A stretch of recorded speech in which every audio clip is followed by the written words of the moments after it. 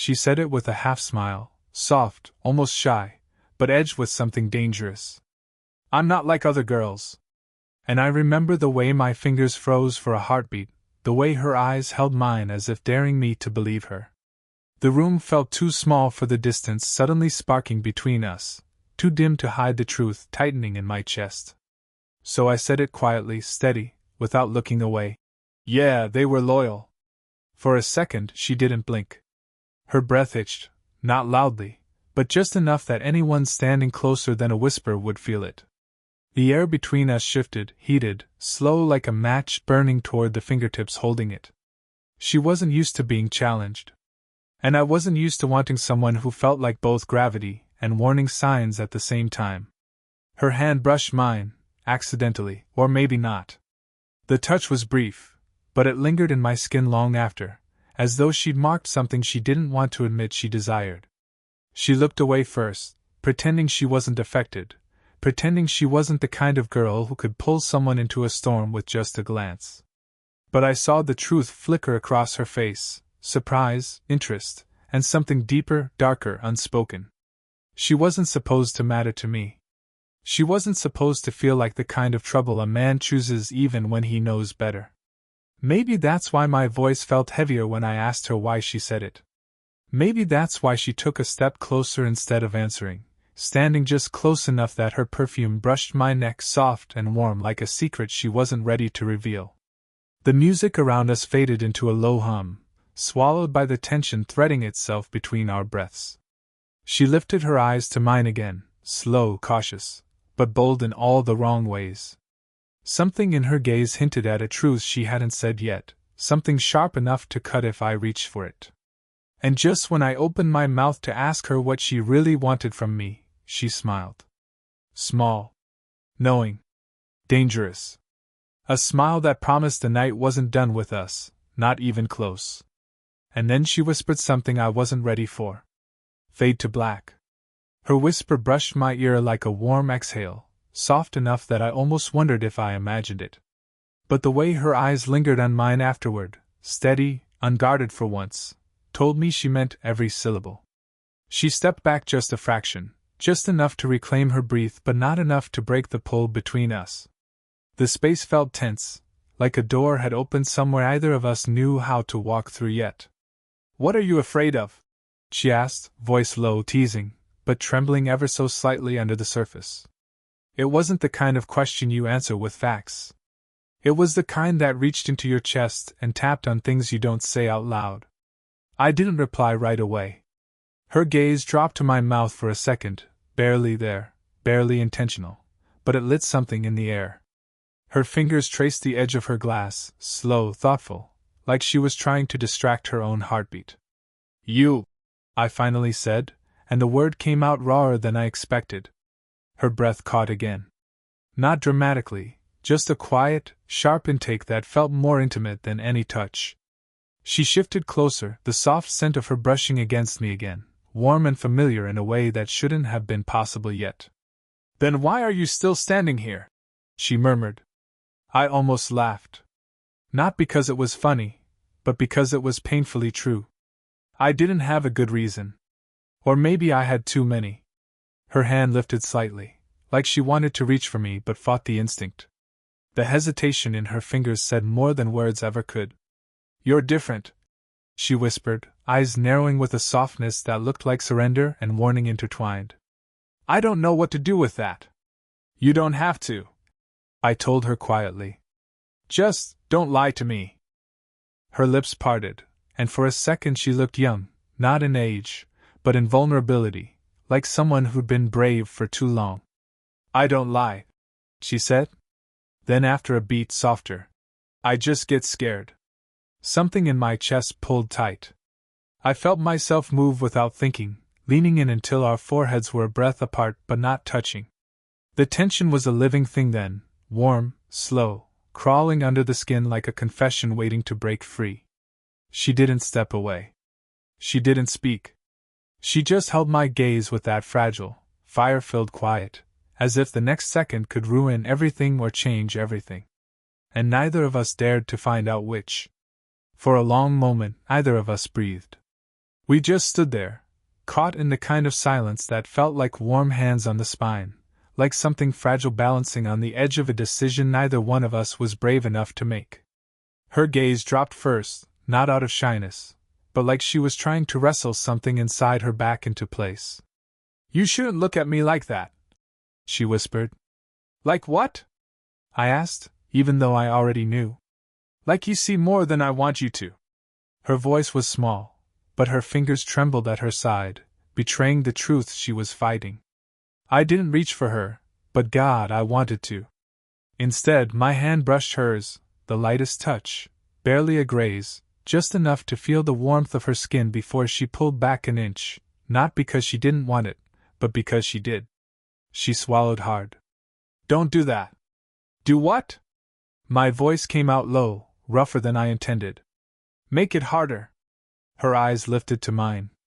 They were glossy, not with tears, but with something deeper, as if wanting someone had become a kind of ache she didn't know how to carry. I stepped back half a pace, giving her room she didn't ask for but clearly needed. Her expression softened, almost disappointed, and that tiny shift in her eyes hit me harder than any confession. "What's stopping you?" I murmured. She let out a quiet, trembling laugh. "You have no idea how complicated I am. And you think that scares me? It should." The words were soft, but her jaw tightened like she hated saying them. "I ruin good things. I run when people get close. I say I don't want anyone, and the moment I do, I panic." I let that sink in. Every part of her, every guarded smile, every hesitant breath, made sense in a way that hurt to understand. She stepped forward again, almost unconsciously, until her fingers hovered near my shirt. She didn't touch me, but the nearness burned. "I don't want to lose control with you," she whispered. "You already are," I said gently. Her breath caught, and this time, she didn't hide it. For a second, it felt like she might lean in, like the world was pausing for her decision. Her lips parted, her eyes softened, her body shifted closer. Then, at the last moment, she turned her face away, exhaling shakily. "I can't," she whispered. But the tremble in her voice told me she wished she could. The air between us vibrated like it had a pulse of its own. Every breath, every slight shift of weight, made it impossible to ignore the tension that had been threading through the room all night. Her eyes met mine again, and in that instant I saw all the walls she had built, the laughter masking pain, the distance masking longing, and I felt the pull of something inevitable. She stepped closer, slow, deliberate, like she was testing the gravity between us. Our shoulders brushed, a fleeting contact that sparked through me like a live wire. She didn't pull away. Neither did I. The silence stretched, thick and heavy, and suddenly words were meaningless. Every unspoken thought, every suppressed want, hung there, tangible, almost visible in the space we shared. I don't know how to do this," she murmured, voice raw, almost breaking. Her hand hovered near mine again, trembling slightly as if her courage depended on some invisible timer. "I shouldn't want this." I swallowed. "Neither should I," I whispered, and the irony made my chest tighten. We both knew the truth. The want was already there, unrelenting, unavoidable. Her gaze dropped to my lips for the briefest moment, long enough that it felt like she was confessing everything she couldn't say aloud. The room seemed to shrink, the walls closing around us, the world outside fading until it was just her, just me, just the electricity that crackled between our fingertips without ever touching. She exhaled softly, a shiver in her voice. "I can't promise I won't break you," she said, her eyes locking with mine again, wide, vulnerable, and burning with something unspoken. "You won't," I replied, though the lie hung in the air between us, and we both knew it. Her fingers finally brushed mine, just the tips, nothing more, and that ghost of contact sent a shiver straight to my chest. She trembled, not from fear, not exactly, but from the weight of wanting and resisting at the same time. We froze, caught in the heat of everything we weren't saying. The world held its breath with us, silent, waiting. She leaned in fractionally, I leaned slightly too, and for a heartbeat, it felt like we had closed the space between us entirely, though either of us had dared to. Then she whispered my name. And the room went still, leaving only the suspended, raw electricity of what was about to ignite, and neither of us moving first. The night had a rhythm of its own, slow and deliberate, the kind that made time feel pliable. Rain tapped softly against the windowpane, each drop like a quiet drum keeping pace with our hearts. The room glowed with warm, golden lamplight, casting long, trembling shadows that mirrored the pulse between us. We stood close, closer than we had ever been, and the air seemed to thrum with every unspoken confession, every stolen glance that had brought us here. Her breath melted into mine without a word, shallow and slow, trembling in ways her lips couldn't articulate. I could feel her heartbeat press against my chest, her warmth seeping into me like sunlight through fog.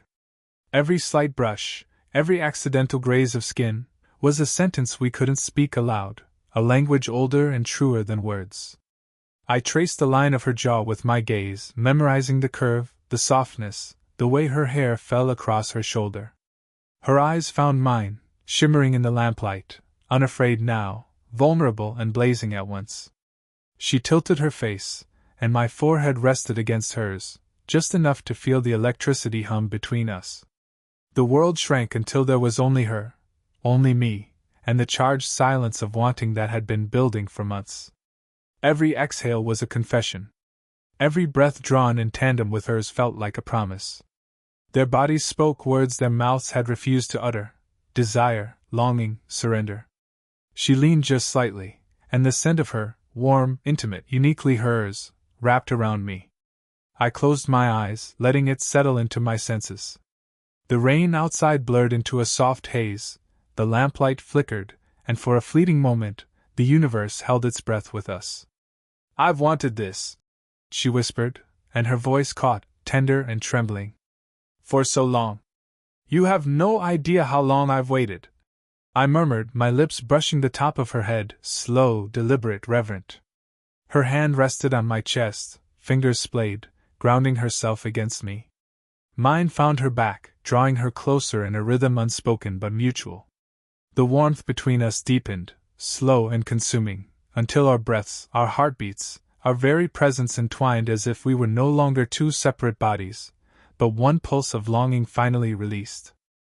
And then there was silence. Perfect, heavy, intimate. The kind of silence that spoke of nights remembered, of hearts chosen, of secrets surrendered to trust. The rain drummed gently outside, the world kept moving, but in that room, in that perfect, electric space, nothing existed beyond the touch, the warmth, the surrender of two souls finally letting go. We stayed like that, bodies close but words unnecessary, letting the night carry everything we had held back, and everything we had finally found in each other. The morning light was hesitant, spilling across the room in soft, uncertain beams. Everything felt different, heavier, warmer, quieter, like the world had shifted while we slept, leaving us suspended in the residue of what had just happened. She lay against my chest, her hair splayed across my shoulder, and for a moment I wanted to think this was simple. But it wasn't. Nothing ever was. Her breath came in slow, uneven waves, like she was still tethered to a dream neither of us could name. I traced idle circles along her back with my fingertips, trying to map the contours of something that had always been just out of reach. The room smelled faintly of rain and warmth, a heady combination that made the air between us feel almost sacred, fragile, alive. She shifted, sitting up slowly, eyes heavy and distant. "Was it real?" she asked, voice low, almost fragile. I hesitated.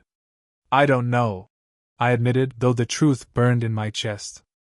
"I think it was what we needed." Her lips pressed into a thin line, and she looked away, wringing her hands in her lap. "But what does that mean for us?"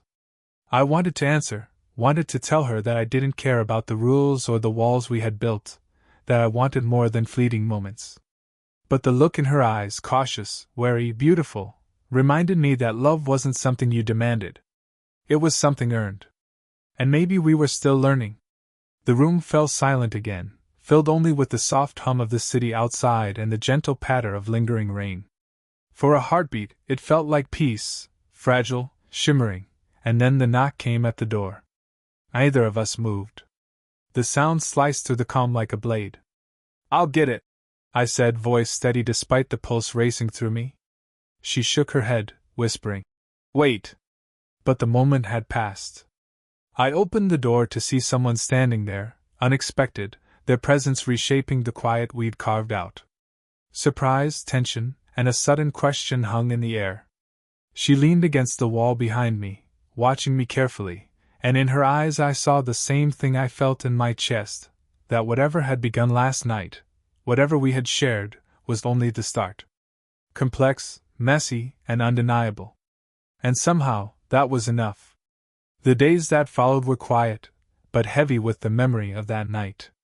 We moved through them like careful dancers, stepping around old walls, learning the rhythm of each other's presence.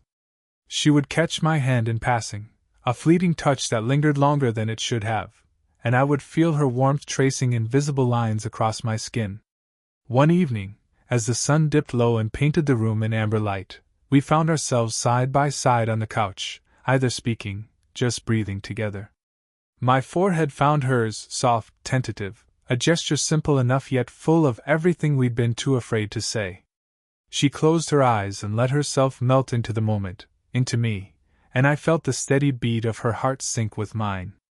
"I'm not like other girls," she said, almost a whisper. "You never were," I replied softly, lips brushing the curve of her temple, a silent promise carried in the warmth of our closeness. There was no need for more. The tension, the desire, the doubts, all of it had collapsed into something softer, steadier, more real. Our hearts chose peace over panic, presence over pretense. And in that quiet, shared space, we understood, we had found a rare kind of intimacy, one that didn't need words to be understood, one that lingered like sunlight through morning haze. When it came time to part for the night, it was slow. Fingers intertwined, foreheads touching, our breaths mingling in the space between us. We smiled softly at each other, carrying the warmth of that connection into the world outside. And as she walked away, I didn't feel the sting of loss. I felt the promise of return, the memory of closeness like a perfume that would linger long after. It was the kind of ending that wasn't an ending at all, just another beginning, measured not in words, but in shared silences, gentle touches, and hearts brave enough to trust again.